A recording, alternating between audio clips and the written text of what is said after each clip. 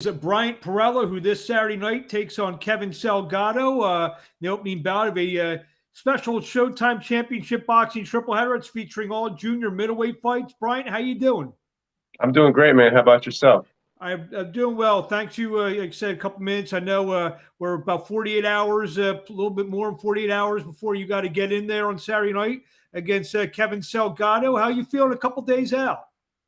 I feel great, man. Feel really relaxed. Really all the hard work is behind me, and now just making weight, which would be easy. And I'm excited to get in there. To talk about the Salgado. What does he bring to the table? He is relatively unknown to a lot of us here in the United States. I'm sure you have at least a little scouting report on, but what does he bring to the table? Well, he does bring a lot of the unknown to the table, along with being undefeated, a young, hungry fighter coming from Mexico into America for his American dream. So he brings that. It's hard to say exactly what he's going to try to do in the ring. He may try to pressure or box. He's got some counter punches. He's got some good boxing ability as well. His older brother trains him, who was also a pretty successful boxer himself. So, we'll see when we get in there. I'll be ready to adapt and adjust to whatever he brings, and we'll see if he can do the same. You mentioned about making the weight pretty easily. This is your second consecutive bout at 154 after spending your career at 147. How is the extra 7 pounds, with the Harrison fight and in this training camp? How's that agree with you? Oh, it's great. It takes a lot of stress off my shoulders, not having to stress and worry about so much weight and killing myself to make the weight class, where I can just, focus on training, focus and be the best version of myself every day. And, really having the confidence knowing I'm going to be myself in there, and I'm going to be feeling good like I do throughout camp, and even better.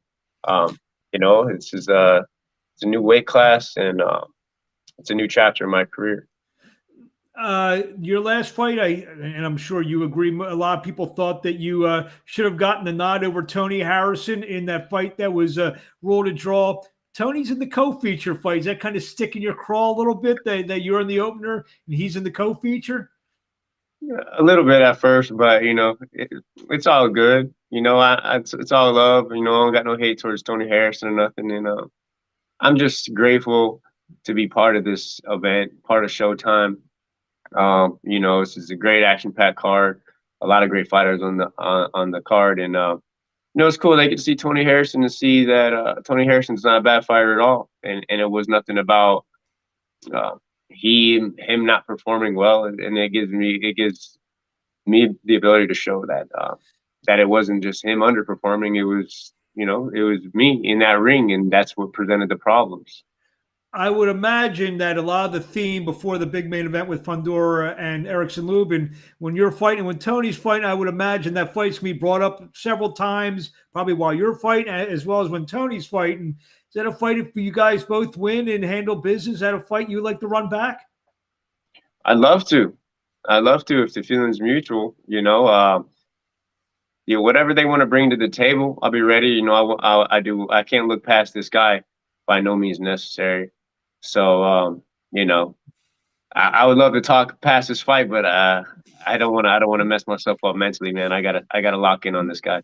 Just to backtrack a second, going down your record, I mean, you're literally 1 round and 1 second away from being 20-1. The one fight against Ugas doesn't look like that bad of a loss now, consider what Ugas has been able to rack up since fighting you. You thought about that you're a round and a second away from maybe even being in a better spot? Hey, man, that's boxing, man. It's one fight can change your life for the good or the bad. You can have one fight that's seems so bad, and another fight that puts you right back up. So, that's what it's all about. And boxing's all about that underdog story. That's where the underdog comes from, man. So, it's cool, man. And I'm just looking forward to what's to come, and it looks like the future is looking really bright. So. Yeah, and you mentioned the future looking bright. Obviously, you're on the PBC side, and 154 pounds. Obviously, we got this great triple header. We got Charlo and Castano going to settle things at 154 pounds. There's some other guys probably going to be moving up, moving in, moving out. 154 pounds, especially on the PBC side, seems like a real good place to be. Was that one of the motivations of moving up, or was it strictly you had some trouble making 147 after all these years? Was it a combination of both? Combination of both. You know, I had a good run at 147, but I outgrew the division, and there's just time to step up to the next level and show the next level showcase of my skills. But it is great that these guys, like you said, are all moving up from 47. There's already a lot of talent at 154, so it seems like, you know, it's becoming a hotbed of talent at 154. You have all the stars from 147 that are feeling the same, like, hey, it's time to move up. And then you got the guys that are solidified at 154 that are staying. So it's becoming that hot spot, man, for boxing and talent. So I'm blessed to be part of this division, and I'm excited for it. And I think you've at least in my opinion, you've established yourself as one of those guys, win, lose, or draw. You're gonna have some staying power because you're always in good action-packed fights, and the fans want to see Bryant Perrella in the ring. Like you said, no matter what the results are. Is that the way you feel? Yeah, I appreciate that, man. And I always look to put on exciting fights for the fans.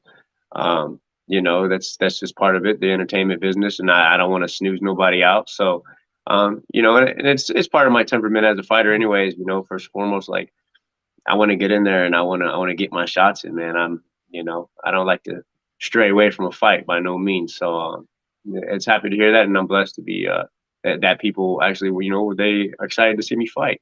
And obviously, you said you got the entertainment. You got that down with the coming in with the makeshift suit, suit on. Right here, baby, the good fella.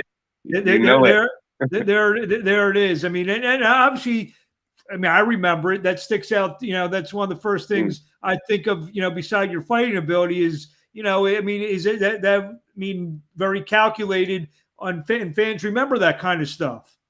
Yeah, man, and it fits perfectly, man. My persona and everything I bring to the table. You know, a good fella, but when it's time to handle business, you know, that the gangster comes out, man. So that's what it's all about. Well, I'm sure you've heard this one before, so excuse me if this is a bad pun. I guess you're planning on whacking Kevin Salgado on Saturday night on Showtime in Las Vegas. One quick question: fighting in Las Vegas, is that always an extra special thing? It is, man. It's really cool. It's great to be out here in Vegas and this venue. You know, it's amazing. It's incredible to be here. There's a lot of people. It brings a lot of people out. They want to come see me fight. They also want to enjoy the Vegas lights, you know. So it works in that way, and I'm good, man. I love it. It's a shame the Tangier's Hotel wasn't a real hotel from the movie Casino, because we would have had the good fellow take a picture in front of that. That would have been the ultimate. What do you want to say? What do you want to say to the fans in closing before we see you on Saturday night? Oh, man, check me out. I'll be looking to put on a spectacular performance, the best one yet.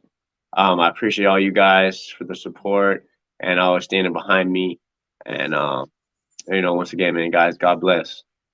And real quickly, where the fans find you on the social media? Social media, just Bryant Perrella. Just put my name together all across the board. And I'll be on there, man. It's funny. I remember spelling your name because sometimes it can be one R, one L. Remember, 2 R's, 2 L's. That's right, man. Thanks for the clarification. 2 R's, 2 L's. Yes. There you go. Now, Pirelli, it always gets messed up, man. But yeah, that's what it is. Well, we wish you best of luck. Thank you for taking a couple minutes with us, and we will see you Saturday night live on Showtime. Yeah, my pleasure, man. Thank you.